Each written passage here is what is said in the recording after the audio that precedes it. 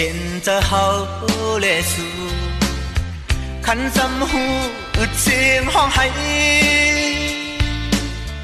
เก้าส่วนกลางซ้ายมืนไฟไม่ป่าหักหน้าเลือหักหือนาง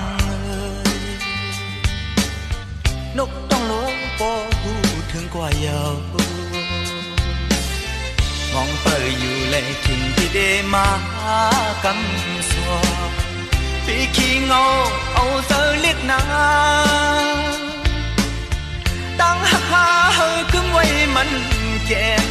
น้องอย่าปันคอนไว้วันหนึ่งสายอ่านมาเฮ็ดเจ้าเพื่อนวันสูกันเจอสิปันแห้งน้องอยู่ก่อน